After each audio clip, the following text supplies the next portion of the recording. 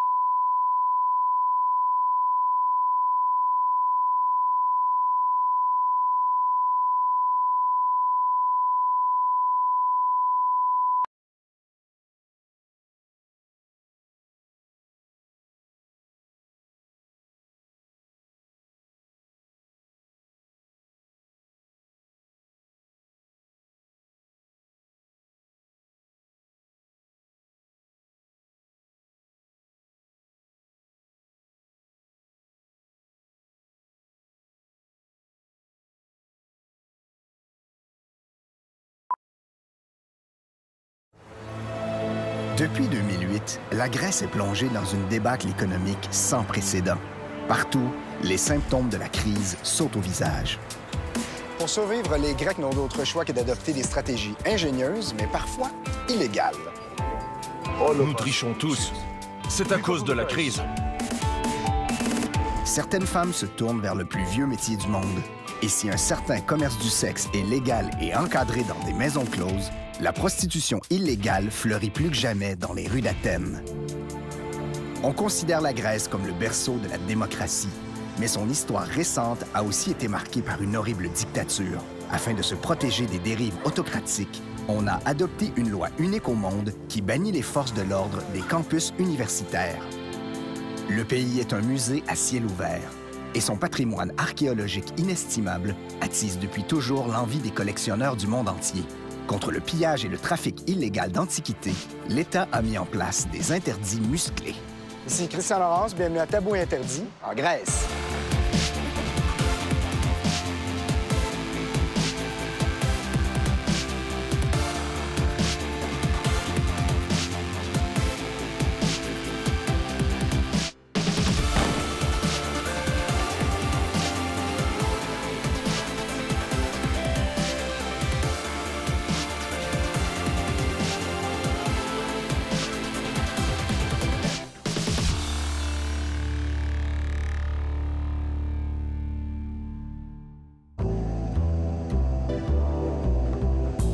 La crise économique mondiale de 2008 a trouvé la Grèce handicapée par un fort déficit budgétaire et un endettement désastreux.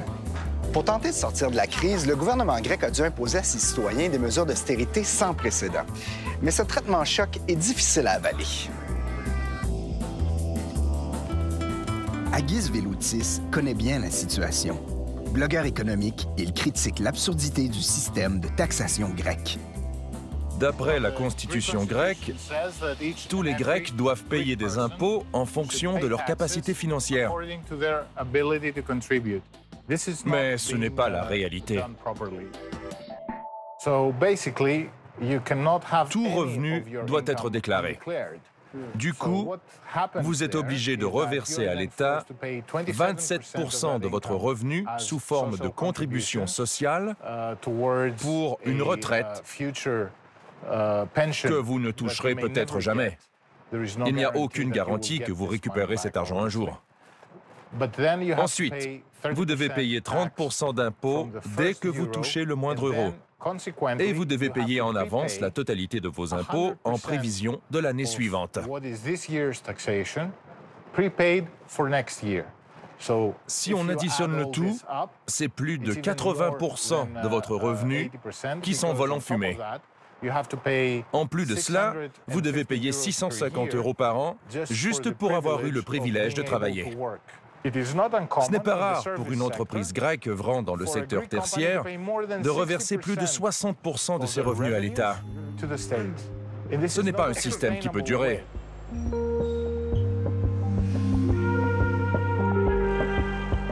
Un tabou, c'est souvent quelque chose que tout le monde fait, mais dont personne ne parle.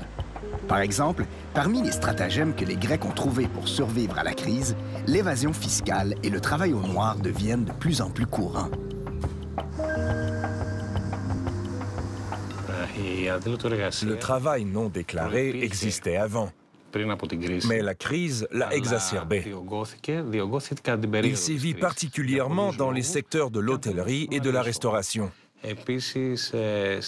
Des mesures punitives ont été adoptées pour tenter de limiter le phénomène. Mais pour les employeurs, il est plus rentable de risquer recevoir une amende que de payer les frais. En vérité, avec le manque d'inspecteurs pour contrôler le travail au noir, le risque d'être pris la main dans le sac est minime. Des études évaluent qu'en moyenne, une entreprise ne sera inspectée qu'une seule fois en 33 ans. Il n'y a pas un cercle vicieux là-dedans. Je veux dire, cette situation-là est une conséquence de la crise, mais ce n'est pas aussi une cause de la crise. Le problème existait avant la crise, mais dans la situation actuelle, certains jeunes sont prêts à accepter n'importe quel boulot, même au noir.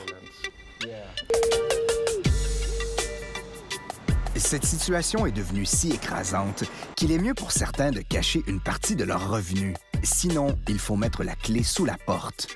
Aujourd'hui, de plus en plus de gens ont recours à ce genre de stratagème. Ilias Sidaris en sait quelque chose. Avocat, il défend les clients accusés de frauder l'État et ses impôts. Éviter de payer les impôts, c'est prendre un coup d'avance sur les banques et le système fiscal. Moi-même, en tant que professionnel, je préfère ne pas donner de reçus. Alors je comprends que celui qui gère une cantine ne veuille pas plus en émettre. Jusqu'à ce qu'on ait un système efficace, cette stratégie sera employée. T'évalues à quel pourcentage des entrepreneurs grecs qui ont recours à ce genre de passe-passe-là? 100%. Quand la taxe était de 10%, les gens la payaient. Aujourd'hui, avec un tel taux d'imposition, que feriez-vous dans la même situation? Donc, c'est devenu la norme de tricher l'impôt. Ce n'est pas de la triche, c'est de l'évitement fiscal. Et c'est légal. Si vous ne pouvez pas cacher une partie de votre revenu au fisc ou trouver une façon de gagner de l'argent par des moyens détournés, comme en facturant vos services depuis un pays voisin où le taux d'imposition s'élève à 10% contre 80% ici, vous êtes mieux d'arrêter de travailler, de quitter le pays et de partir travailler à l'étranger. Chaque année, 15 milliards d'euros échappent à l'impôt, soit 15% du produit intérieur brut de la Grèce. Pour contrer ce phénomène, le gouvernement multiplie les inspections, surtout dans les régions et les secteurs propices à l'évasion fiscale. Ici, dans ce marché d'Athènes, tous les commerçants doivent fournir un reçu avec chaque achat.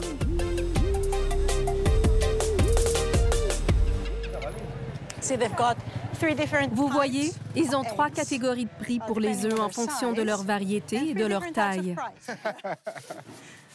Et là, il me fournit un reçu parce que maintenant, tout le monde est obligé de le faire. Merci. Et j'ai payé 1,80 € pour les œufs. Merci beaucoup. Donc, tout le monde ici produit des reçus maintenant? Oui. Vous ne pouvez pas y échapper parce qu'il y a constamment des contrôles. C'est marrant, si on veut, parce que la Grèce aujourd'hui est victime d'évasion fiscale massive, mais les commerçants qui devraient fournir des reçus, notamment pour des achats plus importants, se montrent récalcitrants, alors que sur un marché où les échanges s'élèvent à 1 ou 2 euros, les marchands sont obligés de remettre des reçus à cause des contrôles constants. C'est comme si on s'acharnait sur les plus petits. C'est facile. Vous êtes un inspecteur, vous venez ici une fois par jour, vous vérifiez que tout le monde fournit bien des reçus, puis vous rentrez chez vous en étant satisfait de votre journée.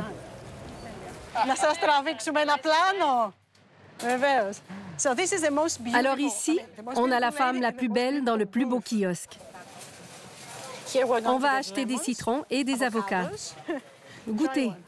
C'est très bon. You have to give a receipt to everybody? Oui, Okay. parce que je paie une taxe sur tous les produits que je vends. Tant que je ne l'ai pas payé, je ne peux rien acheter. Alors c'est logique. Les clients doivent la payer à leur tour. Merci beaucoup. Qui alors fait de l'évasion fiscale, de la fraude fiscale? C'est principalement ceux qui travaillent dans le secteur tertiaire. On parle surtout d'une transaction entre deux individus. Par exemple, vous êtes médecin et je suis votre patiente. Si je n'ai pas besoin d'un reçu pour me faire rembourser par mon assurance, nous pouvons nous mettre d'accord pour ne pas en produire un. En tant que médecin, vous allez m'offrir un service à un moindre coût. C'est avantageux. Cela ne change rien pour moi. Je sortirai juste moins d'argent de ma poche. C'est gagnant-gagnant. L'évasion est donc plus facile dans le secteur tertiaire. Si la plupart des commerçants que je rencontre s'affichent comme honnêtes et respectueux de la loi fiscale, d'autres tiennent un tout autre discours. Nous trichons tous. Oui, c'est à cause de la crise. People are cheating more. Oui, c'est à cause de la crise. Les impôts sont trop élevés. So what do people do? They don't give receipt. On s'en moque des reçus. Personne n'en demande. But I see everybody giving receipts here. Ils le font de temps en temps, mais personne ne les réclame. Voilà, c'est votre première visite? No, second time. But first time that long in Athens. C'est bon, How much? vous êtes son ami. Come on. That's why there's a crisis. You have to get the money. Au diable, la crise! Qu'est-ce qu'on risque quand on fait de l'évasion fiscale, quand on évite de payer les impôts? Le fisc va mener des raids dans les bars, les petits restaurants. Avec le montant que les propriétaires doivent reverser à l'État et les amendes, ils se voient souvent obligés de mettre la clé sous la porte. Mais cela n'empêche pas les autres de tenter de survivre par les mêmes moyens. N'oubliez pas que la survie est un droit fondamental. Vous ne pouvez pas collecter ce qui n'existe pas. En fin de compte, l'État est en train de créer une classe inférieure qui est exclue de l'économie. Et si ces gens trouvent le moyen de quitter le pays, ils le feront immédiatement. En ce moment, en Grèce, il ne reste plus que des petites entreprises. Et malheureusement, avec la nouvelle augmentation des taux d'imposition ces derniers mois, ces petites entreprises ferment également ou partent s'installer à l'étranger. Au bout du compte, il n'y aura plus que des retraités, des fonctionnaires et des enfants en Grèce.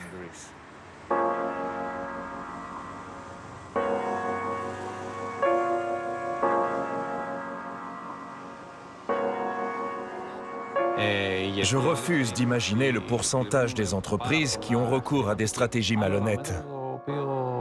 Mais j'ai tendance à être sympathique à leur cause, car leur fardeau fiscal est tout simplement insupportable.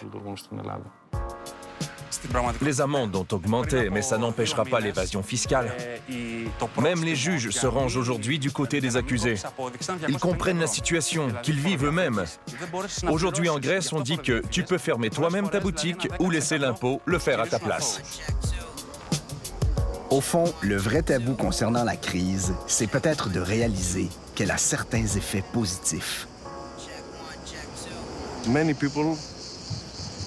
Aujourd'hui, on se rapproche plus facilement de ses voisins. J'apporte le vin, tu apportes les grillades. On mange ensemble, puisqu'on n'a pas assez d'argent pour sortir. On voit le bon côté des gens aujourd'hui. La crise a rassemblé les gens. Oui, et les familles aussi. Avant la crise, les familles envoyaient les personnes âgées dans des maisons, tu sais... Ah, yeah, old folks home. Like, Oui. old. Yeah. Maintenant, ils accueillent leurs aînés à la maison. Parce que les 600 ou 700 € que ces derniers perçoivent aident toute la famille. Et la famille est à nouveau réunie. Pour survivre, un nombre inquiétant de femmes grecques se tournent vers la prostitution. Le métier est techniquement légal et encadré, mais la crise a dramatiquement compromis ses conditions de travail. Dans les maisons closes, vous devez accepter un trop grand nombre de clients et ça ne paie pas vraiment bien. Dans la rue, vous gagnez mieux votre vie.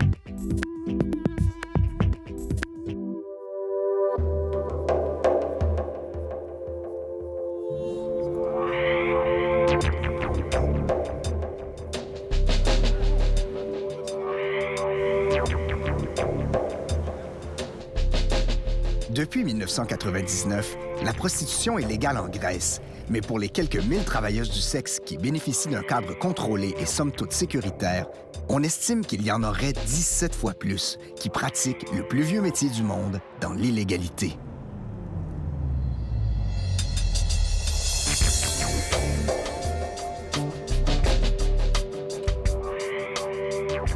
Je peux te demander quelque chose?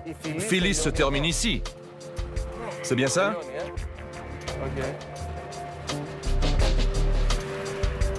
C'est quoi le quartier où on s'en va en ce moment? Le nom de la rue, tu veux dire? Yeah. Phyllis. Phoenix. Et c'est là qu'on peut voir les prostituées à Athènes. Oui, les maisons closes, avec des permis en règle et tout. OK. Vous êtes sûr que vous ne serez pas malade le lendemain? L'État contrôle le marché et octroie des permis de maisons closes en échange de règles très strictes. Les propriétaires doivent assurer un suivi médical et offrir un contexte de travail sécuritaire. En plus d'avoir plus de 21 ans, les travailleuses du sexe doivent prouver qu'elles ne sont pas mariées, qu'elles n'ont pas de casier judiciaire, qu'elles ne sont pas toxicomanes et afin d'éviter le trafic humain, qu'elles possèdent au moins le statut de résidente du pays.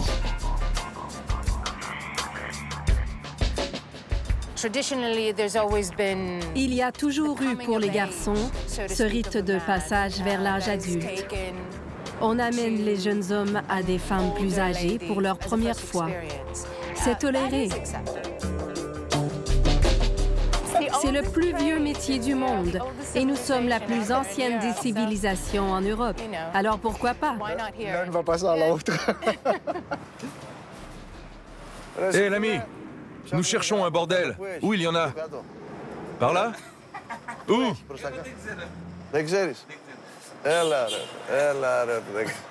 Il a dit qu'il ne savait pas, puis il a souri. Moi, ouais, il me semble qu'il sait pas. Les gens sont gênés un peu de parler de ça, tu crois? Certains, mais pas tout le monde.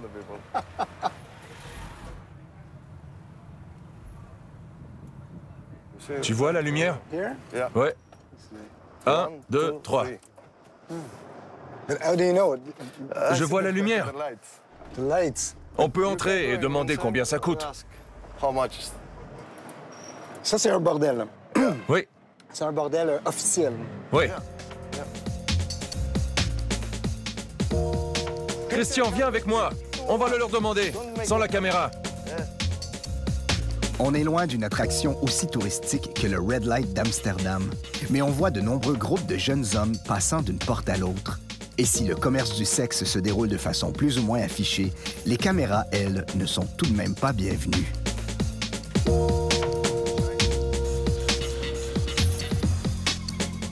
Alors, on vient de rentrer au bordel, là. Qu'est-ce qu'ils nous ont dit?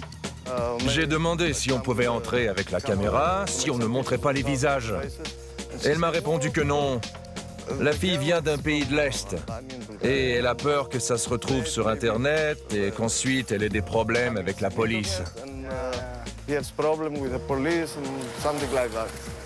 J'ai demandé ailleurs et c'est la même chose. Elle n'est pas d'ici. You know what? I don't think that they let us. Non. C'est plus une question de légalité. Parce que les hommes ont peur aussi que leurs photos finissent sur Internet et que leurs femmes les voient. Yeah. No, we're going away. Don't worry.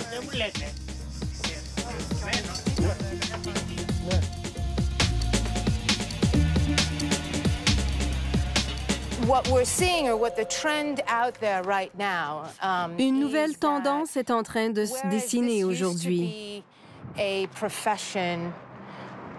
Alors que ce métier était autrefois dominé par des ressortissantes étrangères, nous voyons de plus en plus de femmes grecques sur le marché. Et ce n'est pas seulement le nombre de femmes, 17 000 prostituées. C'est l'ampleur de leur désespoir. Le ridicule des montants qu'elles demandent exprime à quel point elles sont désespérées et prouve l'état épouvantable dans lequel est plongée la société grecque. Dans les cas les plus extrêmes, les plus désespérés, on voit des filles qui demandent aussi peu que 2 ou 5 euros par client.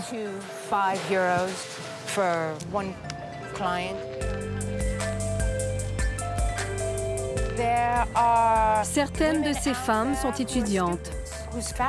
Leurs familles ont des difficultés financières et elles doivent trouver une solution rapide.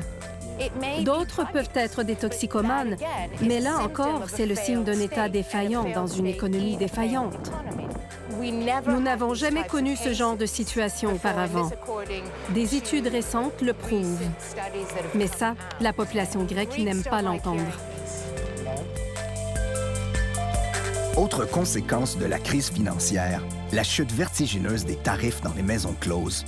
Autrefois 150 euros, une passe se négocie aujourd'hui aux alentours de 20 euros. Certaines prostituées ont dû se rabattre vers la rue, ce qui a eu pour effet d'exacerber la prostitution illégale. Dans les maisons closes, vous devez accepter un trop grand nombre de clients et ça ne paye pas vraiment bien. Dans la rue, vous gagnez mieux votre vie. Et vous n'avez pas à recevoir d'ordre de personne. Évidemment, vous ne pouvez pas négocier. Les prix sont fixes. Aujourd'hui, c'est à peu près 80 euros. Exact, 80 euros. Pour à peu près 20 minutes. 20 minutes. 20 minutes. And in the bordello, what's the price in the bordello? 10 euros, c'est pas assez. Est-ce que la police t'embête à l'occasion? Jamais. Plus maintenant. Avant, oui. Avant, la situation était très difficile. Tu devais passer toute la nuit au commissariat et après, tu allais au tribunal. C'était trop long. Ils t'arrêtaient à minuit et tu ressortais à 5 heures de l'après-midi le lendemain.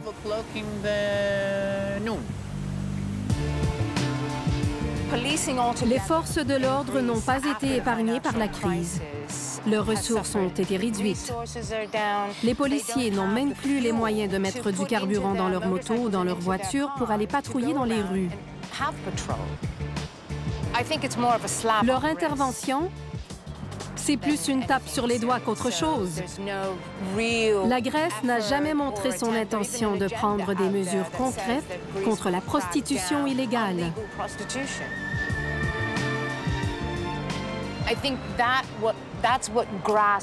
C'est cet aspect-là qui m'a interpellée en tant que journaliste. Pas la prostitution en tant que telle. Jusqu'où une femme grecque est prête à aller dans cette crise économique. Ça pourrait être moi. Ça pourrait être mon ami. Ça pourrait être ma fille si rien ne change. J'espère que non. Au lieu de faire face à la situation, les autorités ciblent les journalistes, les membres de la presse qui soulèvent le problème. En novembre 2015, Ante Karasava a publié un article alarmant sur les conditions des prostituées grecques. Son titre était à glacer le sang.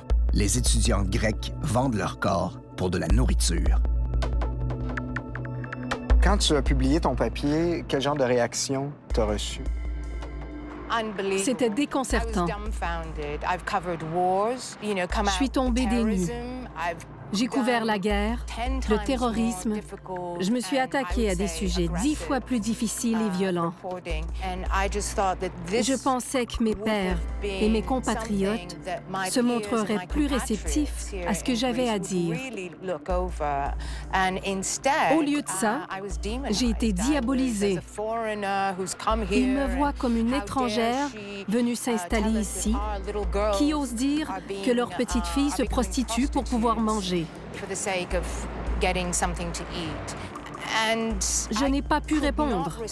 Je voulais réagir contre ceux qui avaient tenu des propos vraiment diffamatoires à mon égard,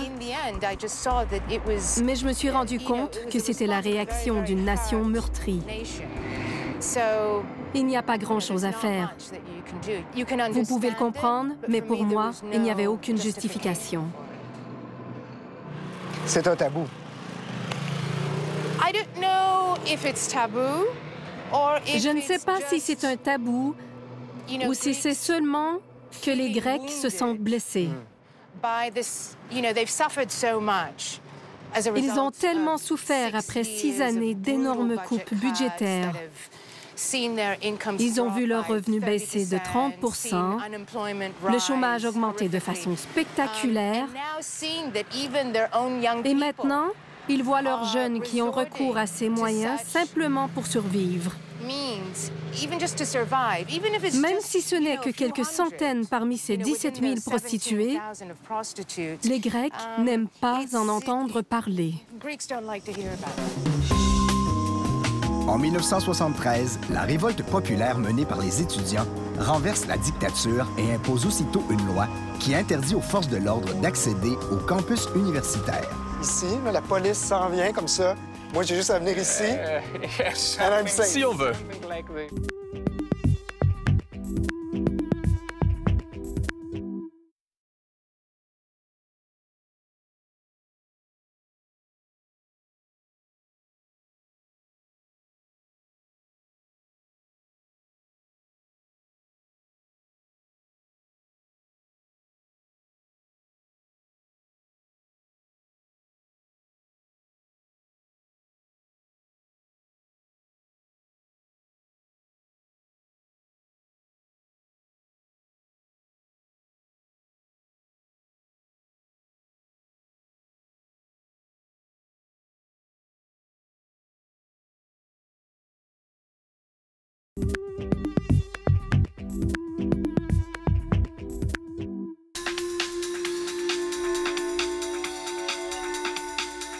Le quartier d'Exarchia, en plein cœur d'Athènes.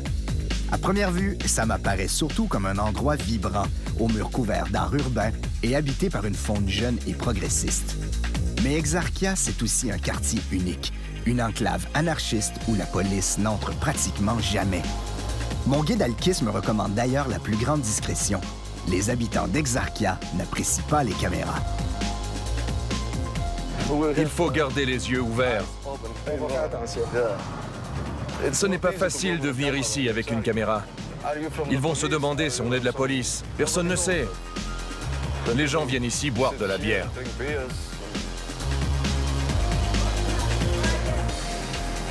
À la limite ouest d'Exarchia se dresse l'école polytechnique, un endroit légendaire, foyer de la révolution populaire qui mena à la chute de la junte militaire au pouvoir dans les années 70. Le 14 novembre 1973, des étudiants déclarent la grève et se barricadent dans l'école.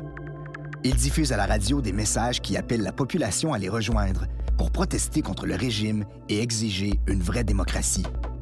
La dictature répond alors par une répression sanglante.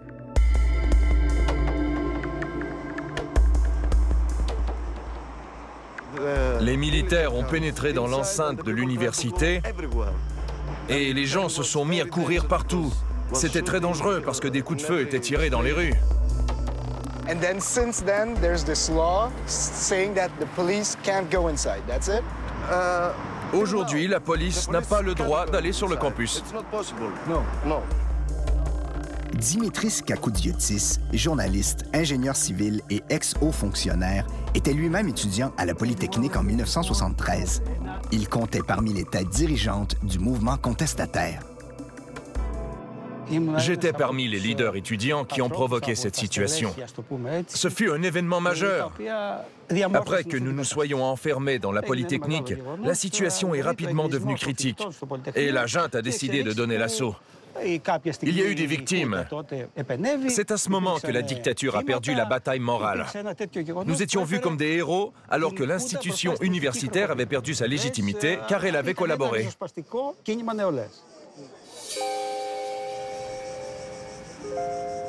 Alors moi, si je suis ici, je peux me faire arrêter par la police, mais si je suis là, à l'intérieur, je peux pas. Exactement. On appelle ça l'asilo. Asilo. L'asile. OK. Lorsque la démocratie fut enfin de retour en Grèce, le Parlement adopta le principe sacré d'asile universitaire. Dès lors, policiers et militaires n'avaient simplement plus le droit d'entrer sur les campus. Sofia est la nièce d'Alkis. Elle vit à Exarchia et étudie à la Polytechnique. Les révoltés de 73 sont toujours pour elle des modèles inspirants. Est-ce que c'est un endroit qui est important pour toi? Oui, parce que ça prouve que les étudiants peuvent s'unir pour faire changer les choses. Ils peuvent se battre pour la liberté et pour leurs convictions. Là, vous pouvez voir le portail que les tanks ont défoncé lors de l'assaut. Il ne faut pas oublier que plusieurs étudiants sont morts ce jour-là. C'est pour ça que cette entrée n'est jamais ouverte, excepté le jour anniversaire de l'événement. Qu'est-ce que ça dit ici, Sophia? Il faut de la bonté et du courage pour atteindre la liberté. Cet édifice était inoccupé, alors on y a installé des réfugiés. Mais quand l'université s'en est aperçue, elle a dit qu'elle voulait le récupérer. Mais nous, les étudiants, on n'a rien contre les réfugiés. Leurs enfants jouent ici et on est très contents.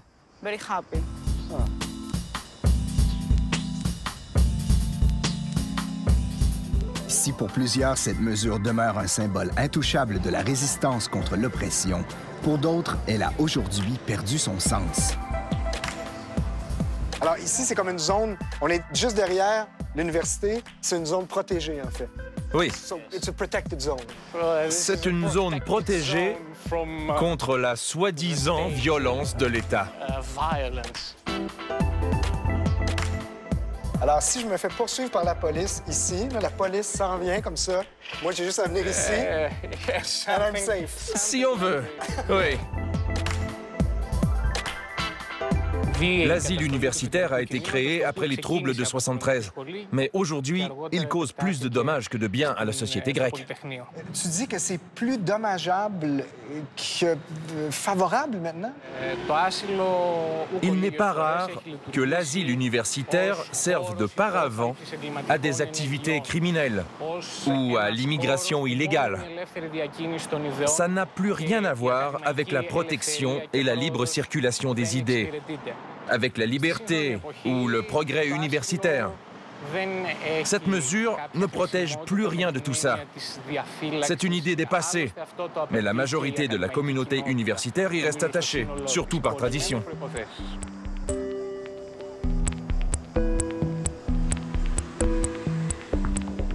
On se rend compte que c'est pas que les étudiants qui se servent de cette exception légale-là. Il y a toutes sortes de gens qui en profitent. Oui, bien sûr.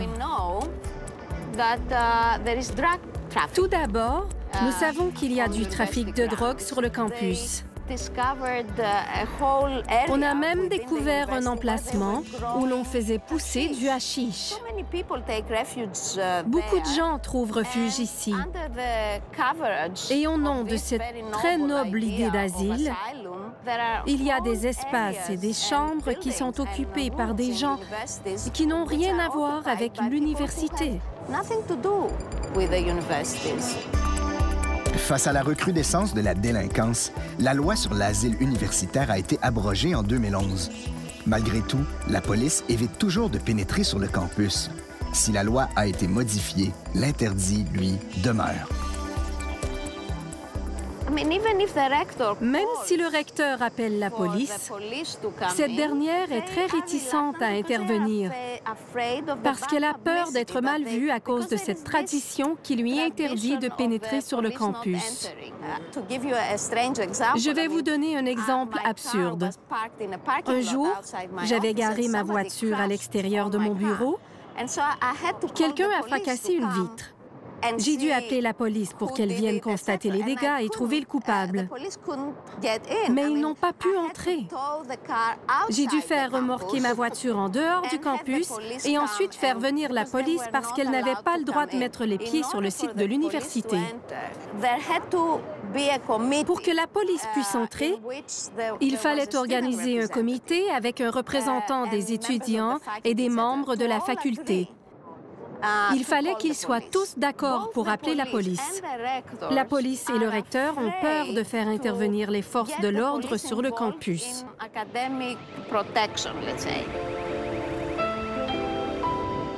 Toi, en tant qu'étudiant en droit, est-ce que tu penses que c'est une pratique qu'on devrait éliminer complètement? S'il s'agissait simplement de protéger les lieux sacrés en Grèce, je serais d'accord. Mais les universités ne sont plus des lieux de résistance contre le régime aujourd'hui. L'objectif d'une institution comme celle-ci devrait être de nous enseigner la libre expression. S'ils essaient de faire autrement, c'est de notre devoir de résister.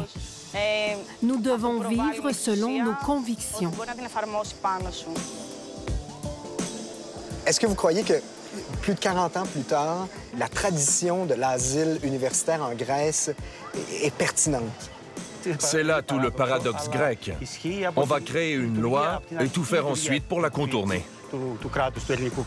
La Grèce souffre aujourd'hui de l'absence d'un mouvement de la jeunesse, au moment où elle en aurait le plus besoin. La jeunesse actuelle possède un outil extraordinaire, mais s'en sert mal. On ne peut pas juger une génération entière en une seule phrase, mais je crois que oui. Dans notre pays, on passe trop de temps à penser à l'histoire et pas assez au présent. Est-ce qu'on peut comparer cette période-là à aujourd'hui? À l'époque, nous voulions trouver des solutions aux problèmes. Aujourd'hui, tout est relié aux enjeux internationaux. Quand des collectionneurs sont prêts à offrir des fortunes pour des antiquités, difficile de résister à la tentation de piller le patrimoine archéologique. En Grèce, le commerce illégal des antiquités arrive en 3e position des trafics illicites, après ceux des armes et de la drogue.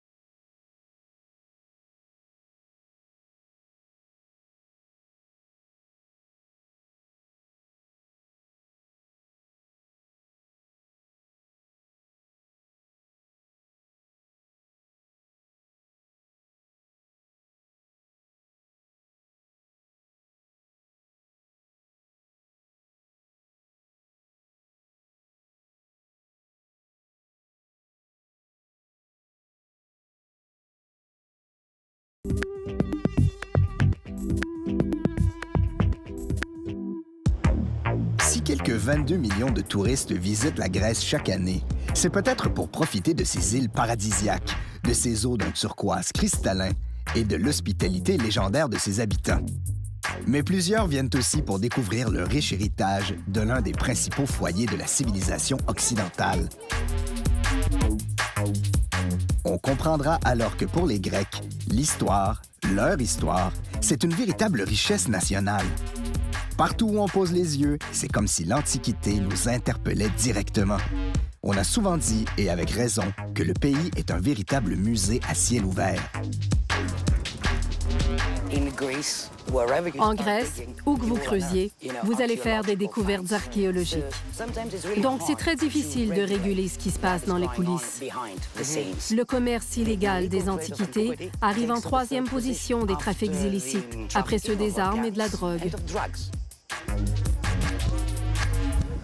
Les Grecs ont une relation assez particulière avec leur histoire. Est-ce qu'ils connaissent bien leur histoire? Effectivement. Les Grecs ont une relation très particulière avec leur histoire et leur patrimoine. Mais oui, je pense qu'ils connaissent leur histoire, surtout les nouvelles générations. Mais ne vous méprenez pas. Je crois que c'est inscrit dans nos gènes de transmettre notre histoire et de faire découvrir notre patrimoine, surtout puisqu'ils sont aussi riches.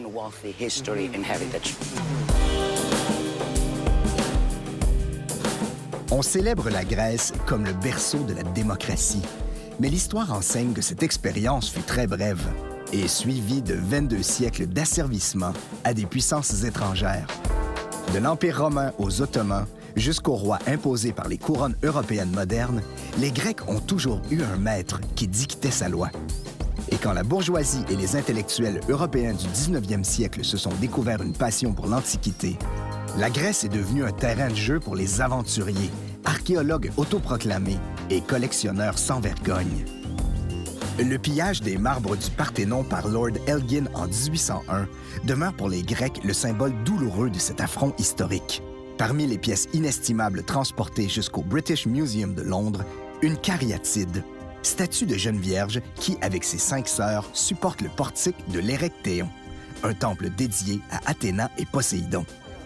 On raconte qu'une fois la nuit tombée et les visiteurs partis, les cariatides qui restent pleurent leurs sœurs disparues. Dans le quartier très touristique de la Plaka, entre les différentes boutiques de souvenirs, il y a même des avis de recherche pour la pauvre cariatide disparue. Avez-vous vu cette femme? Elle manque terriblement à ses sœurs. Est-ce que le commerce illégal, le trafic des antiquités, des artefacts archéologiques, c'est un problème important en Grèce? Ça n'affecte pas beaucoup mon travail d'archéologue, mais ça a une incidence sur la mémoire culturelle d'un endroit, la Grèce dans notre cas, parce que les gens volent pour leur profit personnel quelque chose qui appartient au monde entier. Les pilleurs sortent ces objets de leur contexte.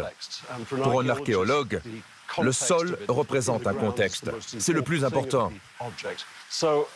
Pour moi, c'est aussi grave qu'un vol ou un acte portant atteinte à des biens culturels, ou même la dégradation d'un monument par des graffitis, par exemple. Quels sont les artefacts qui sont les plus, qui ont la plus grande valeur, justement, qui se vendent le mieux ou qui intéressent le plus les trafiquants? Ce qu'ils recherchent le plus, ce sont les petits objets de valeur, comme des bagues en or ou avec des pierres précieuses. Tout ce qui est petit, facile à transporter et à cacher, mais qui rapporte gros. Quand la Grèce acquit enfin sa pleine indépendance au cours du 20e siècle, les lois concernant la protection du patrimoine furent fortement resserrées. Aujourd'hui, le ministère de la Culture compte sur une force policière pour les faire respecter. Les excavations illégales sont en augmentation ces dernières années. Le trafic d'antiquités aussi. Ceux qui s'adonnent au pillage proviennent de toutes les classes sociales. Et les acheteurs se trouvent aussi bien en Grèce qu'à l'étranger. Le patrimoine culturel de la Grèce est particulièrement riche. Pour le protéger, on a institué un cadre juridique très strict. À quelle punition on s'expose quand on fait ce genre de commerce-là, le commerce illégal des antiquités? La loi prévoit des peines extrêmement sévères. Les pilleurs risquent des amendes, mais également de sérieuses peines d'emprisonnement. Le problème, c'est que les trésors de l'Antiquité sont disséminés un peu partout en Grèce. Nombre d'entre elles dans des régions peu ou pas habitées, des petites îles de la mer Égée ou dans les Cyclades, par exemple. Surveiller un tel territoire est une tâche colossale. Nous devons donc compter sur un solide réseau d'informateurs. Et je tiens à dire que notre service ne se consacre pas seulement à la défense du patrimoine grec, mais aussi à celui du monde entier. La Grèce possède un territoire étendu et dans un contexte de restrictions budgétaires, il devient difficile pour l'escouade anti-pillage de surveiller l'ensemble des sites archéologiques. Et pour l'historien de l'art Achilleas Tsantsilis, l'usage de la force n'est pas le meilleur moyen pour éradiquer le marché noir. À mon avis, le gouvernement devrait créer un cadre légal pour ceux qui veulent faire le commerce de trésors de la Grèce antique. De cette manière, le marché noir finira par disparaître. Il n'existera plus. C'est un peu comme pour les drogues douces. C'est une approche immature de la part des autorités grecques. Les politiciens veulent faire avaler à la population l'idée que notre patrimoine culturel est très important, nous n'allons pas laisser des étrangers voler nos artefacts. Mais c'est une illusion. Nous ne pouvons pas nous permettre de garder tous les artefacts que nous trouvons chaque année et de les préserver dans les conditions optimales. Ouvrez le marché, donnez la permission de vendre et d'acheter à ceux qui sont honnêtes et dignes de confiance. Ouvrez le marché. La Grèce a une longue histoire, mais vous savez, les Grecs d'aujourd'hui doivent comprendre que nous ne sommes pas qu'un simple lien avec le passé. Nous devons aussi nous tourner vers l'avenir. De nombreuses voix réclament le retour des trésors acquis de façon illégitime. Certains musées ont déjà entrepris d'en rendre une partie, mais d'autres, comme le British Museum, refusent toujours. C'est qu'ils craignent un précédent qui les forcerait à remettre une importante partie de leur collection, non seulement à la Grèce, mais aussi à tous les pays d'où proviennent leurs artefacts. Est-ce qu'un jour, les fameux trésors qui ont été volés par les Britanniques qui sont au musée, au British Museum, est-ce qu'ils vont revenir en Grèce? C'est un enjeu politique qui concerne le ministère de la Culture, alors je préfère m'abstenir de commenter. Mais c'est certain que la plupart des Grecs voudraient voir ces trésors rentrer au bercail. Nous pouvons changer le présent, mais nous ne pouvons jamais revenir en arrière. Une excavation n'est possible qu'une seule fois. Alors il faut s'assurer que tout soit fait dans les règles de l'art la première fois, parce que vous ne pouvez jamais remettre les choses telles que vous les avez trouvées. Dans l'esprit des Grecs, le pillage commis par les étrangers est un crime grave. Mais lorsqu'il est perpétré par l'un des leurs, ça devient un véritable sacrilège. Moi, je suis grec, là, je sors de chez moi, je marche dans ma cour, puis je trouve un artefact, je trouve une statue. J'ai l'impression que c'est à moi, mais dans le fond, ça appartient à la communauté. Il y a quelques années, j'ai entendu une très belle histoire concernant un pêcheur grec qui m'a redonné espoir. Alors qu'il pêchait, cet homme a trouvé une belle statue de femme en bronze. Il n'a pas hésité une seconde et il l'a signalée. Elle est maintenant à l'Institut archéologique de Grèce. Est-ce qu'on reçoit une compensation? Oui. Cela soulève donc une autre question.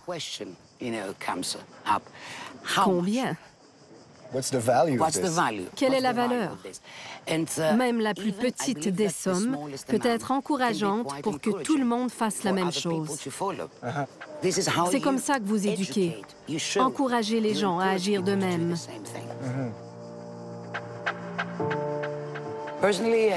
Personnellement, je trouve qu'une partie de mon patrimoine et de mon histoire manque. Aujourd'hui, je trouve qu'il n'y a plus d'excuses. Si c'est tellement un sujet, comment dire, symbolique, sensible pour les Grecs, est-ce qu'un individu qui est condamné pour avoir fait du trafic illégal d'antiquité serait pas un peu vu comme un espèce de traître à la nation? Oui. Et si je peux me permettre, je crois que ça nous ferait encore plus mal. D'un point de vue légal, les sanctions seraient les mêmes. Mais le coupable serait vu comme un opportuniste et, à mon avis, pour les Grecs, ce serait un plus grand déshonneur.